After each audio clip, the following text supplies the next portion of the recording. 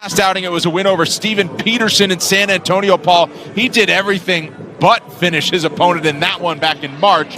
Looked great, looks the part of a featherweight prospect that could be very much on the rise. Yeah, absolutely. It was just unbelievable counter ability. Every time Peterson rushed him, he stepped off, left hook, right hand, or vice versa. Just very sharp kickboxing, very rangy, long, lean. Now, unfortunately, Alexander had an issue with the scale coming in here, so that's something that we haven't seen necessarily from him before. I hope that he figures that out. I don't know what happened. I haven't been able to speak to him since then, but what I can speak to is that the kickboxing of this man is elite. With the team that he's also training with in Florida. What's the name of the team down in Florida, Brendan? Fusion XL in Orlando. Tons of grapplers. Tons of really good jiu-jitsu practitioners, so you know that his ground game is constantly being worked on, always evolving. But I think tonight he's going to be able to put that striking on display with Saragi, who's going to try to bring the big, powerful punches. It's going to be a fun matchup right here. Dom, 6 of his last 7 in the win column, 3 wins by knockout. Doesn't have a submission. It's rounding out the skill set, but he is great on the feet. So Lukas Alexander in for his 3rd UFC appearance. 2nd for Jeka Saragih, representing Indonesia on his way to the octagon. Megan Olivi joins us octagon side. The 28-year-old fought his way to the final of the Road to UFC tournament earlier this year, looking to get a big victory in the octagon today. A big victory after doing his first real weight cut. Because that road to the octagon tournament was in the lightweight division. Today he is competing in the featherweight division. He's told me yesterday that there were times he wanted to give up, but he realized he couldn't, because this is what makes fighters great. It is that sacrifice that pays off. He left his family for 5 months to train in the United States. And when I spoke to him, you could really tell that the end was near. His family is 100% his motivation. That is his main goal, to get back there, but to get back there with a victory.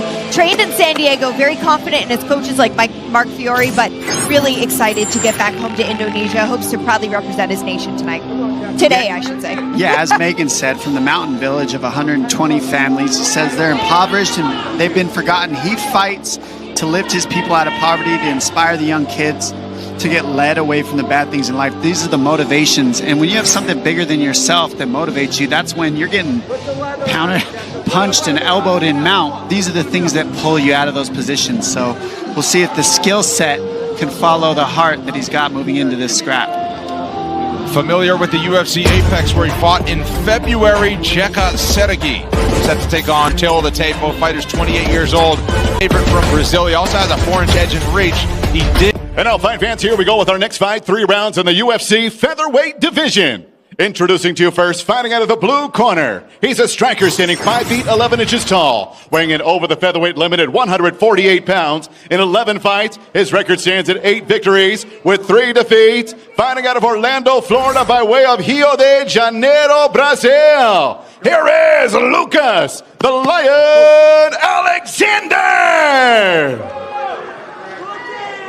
And across the octagon, his opponent fighting out of the red corner. This mixed martial artist is 5 feet 8 inches tall. He weighed in at the featherweight limit, 146 pounds, and in 16 fights, holds a record of 13 victories with 3 defeats. Fighting out of Simalungun, Indonesia, here is Jeka Saragih! And your referee in charge of the action is Herb Dean. Veteran referee Herb Dean, first time inside the octagon this afternoon for him.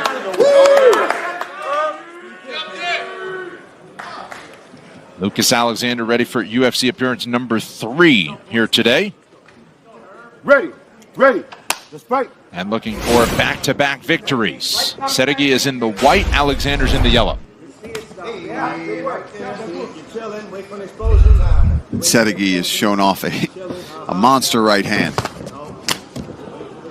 Alexander tends to counter a lot. We'll see if he can get off first. There we go. That's what he needs to go, be first. He's got very good counter ability, and being lanky as he is, he likes to pull the shorter people towards him and fight while he moves backwards, as you're seeing him try to pull Saragi now.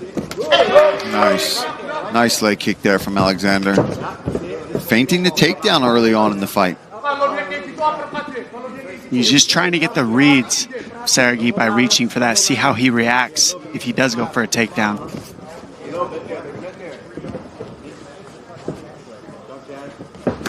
Good 3-2 down the pipe.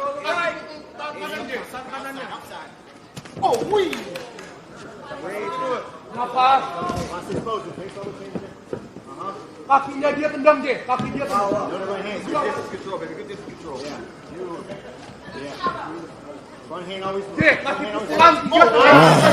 Beautiful counter uppercut there from Alexander. He's just got such good timing on his counters. You see, the second you make a move, he counters it.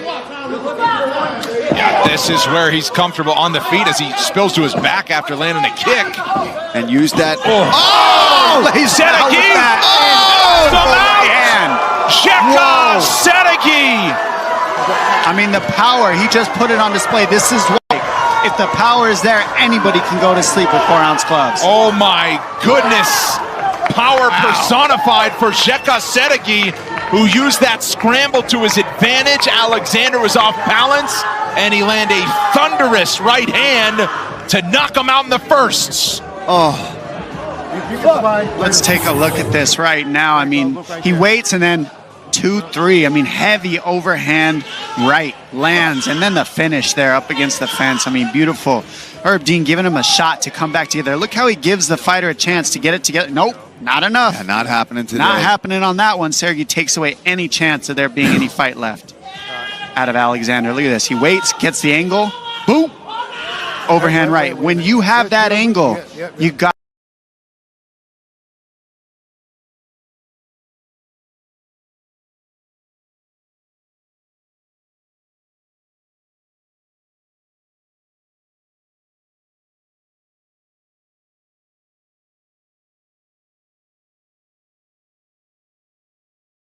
power is there, anybody can go to sleep with 4-ounce gloves. Oh my goodness!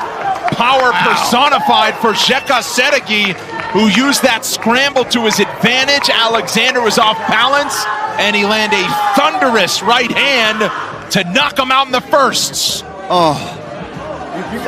Let's take a look at this right now. I mean, he waits and then 2-3. I mean, heavy overhand right lands, and then the finish there up against the fence. I mean, beautiful. Herb Dean giving him a shot to come back together. Look how he gives the fighter a chance to get it together. Nope, not enough. Yeah, not happening today. Not happening on that one. Saragi takes away any chance of there being any fight left out of Alexander. Look at this. He waits, gets the angle. Boom. Overhand right. When you have that angle, you got